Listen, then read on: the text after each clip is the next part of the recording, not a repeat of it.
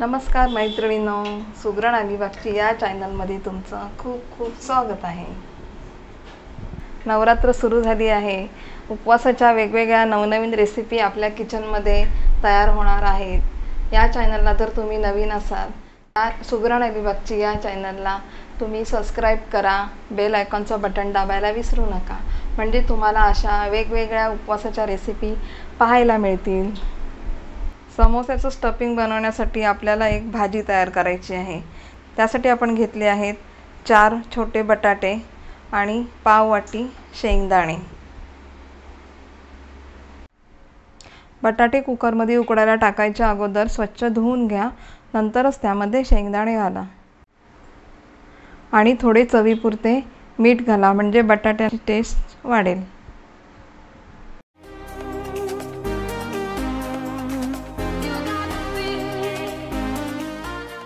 1 teaspoon जिरं हलकंसं भाजून घ्या आणि मिक्सरला भरड अशी पूड करून घ्या। ही पहा, अशी भरडच जिऱ्याची मिक्सरला पूड करून घ्या। तुम्ही जर उपवासाला जिरे खात नसाल तर जिरे स्किप केले तरी चालेल। आता आपण समोसाचं स्टफिंग तयार करून घेऊयात। गॅसवर पातेलं गरम झालं आहे, त्यामध्ये मी तेल टाकून घेतलं आहे। तेलाचं प्रमाण थोडंच ठेवा, तेल जास्त घालू नका। त्यामध्ये घालूयात आपण जिरे तुम्ही उपवासाला खात नसाल तर स्किप केलं तरी चालेल। जिऱ्याची जी आपण भरडसर पूड करून घेतली होती ती या तेलात टाकून घेऊयात। पातेलं जास्तीच गरम झालं असेल तर पकडने गॅसवरून उचला आणि त्यानंतर त्यामध्ये अर्धा टेबलस्पून मी मिरची पूड घालत आहे। तुमच्याकडे जर मिरची पूड नसेल तर तुम्ही त्यामध्ये बारीक मिरची कापून घालू शकता। त्यामध्ये लगेच बटाटा आणि शेंगदाणा घालून घेऊया। मिरची पावडर करपू देऊ नका।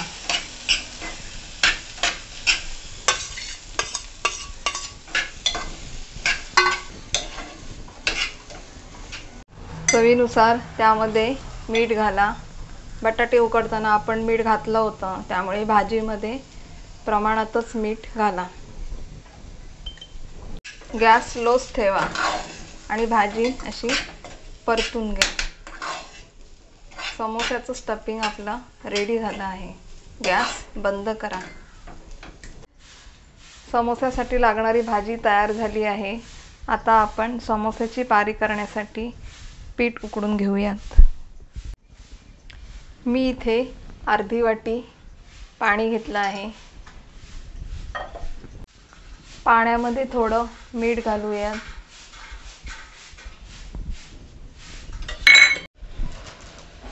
पाणी उकळले की गॅस स्लो करा। त्यामध्ये 1 वाटी आपण वरईचं पीठ घेणार आहोत। याला भगरीचे सुद्धा पीठ म्हणतात। हे आता आपण यामध्ये टाकून घेऊयात आणि असे गॅस बंद करा। वरईचं पीठ उकडताना जास्त पाणी घालायचं नाही।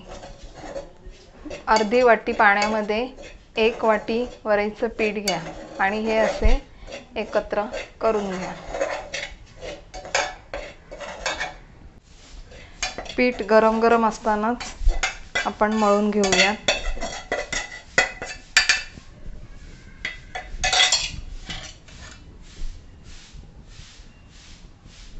हाताला थोडंसं पाणी लावा आणि पीठ गरमच मळून घ्या।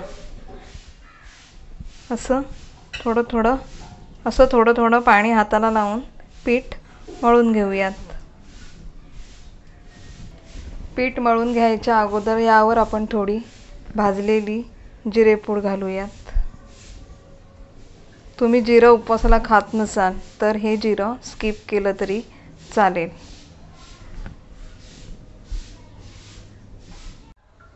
थोडं हातालाच पाणी घेऊन पीठ मळून घ्या आणि असा गोळा करून घ्या। आता आपण याचा छोटा गोळा करून लाटून घेऊयात। गोळ्याला थोडं पीठ लावा आणि हलक्या हाताने लाटून घ्या। पारीमध्ये समोस्याचं स्टफिंग भरेपर्यंत आपण एकीकडे तेल गरम करून ठेवूयात. याची पारी लाटताना अशी लांबट आकाराचीच लाटून घ्या. पट्टी समोसा बनवण्यासाठी आपण याला एक पट्टीसारखा रॅक्टँगलमध्ये शेप देऊयात.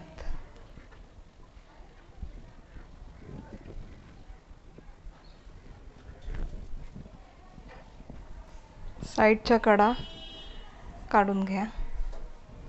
थोडं लाईटली पाणी लावून घ्या. जास्तीचं पाणी लावू नका. असं डॉट डॉट डॉट डॉट मध्ये पाणी लावून घ्या.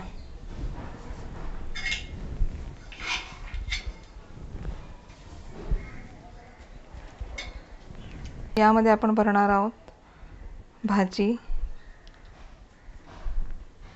स्टफिंग जास्तीचं भरू नका.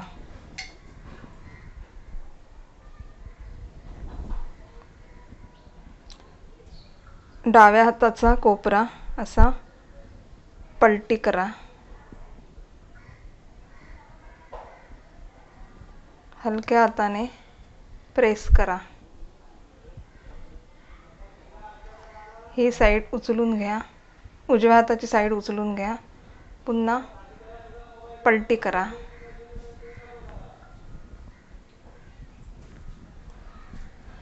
पुन्हा डॉट डॉटने थोडं पाणी लावून घ्या आणि ही पट्टी अशी प्रेस करून घ्या.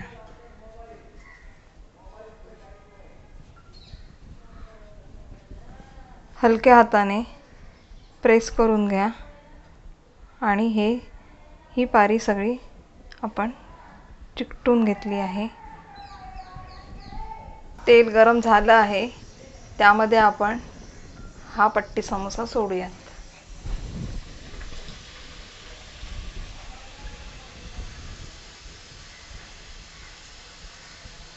गॅसची फ्लेम फास्ट राहू द्या.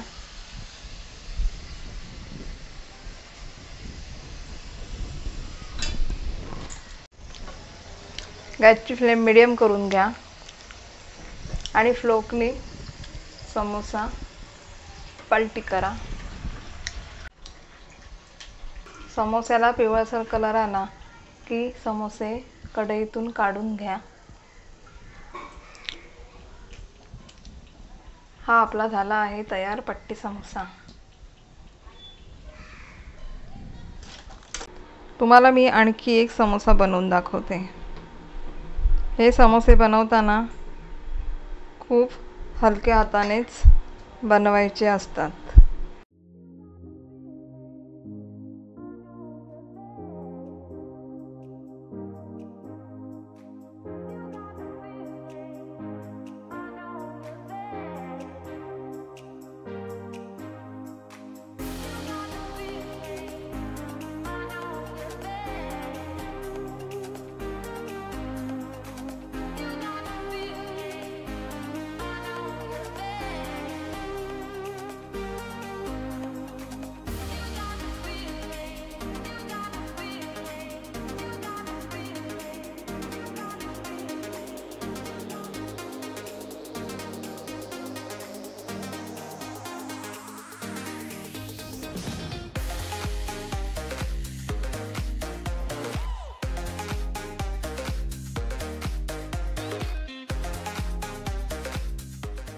खुसखुशीत समोसे आपले रेडी आहेत. हे पहा, खुसखुशीत आवाज पहा. हे असे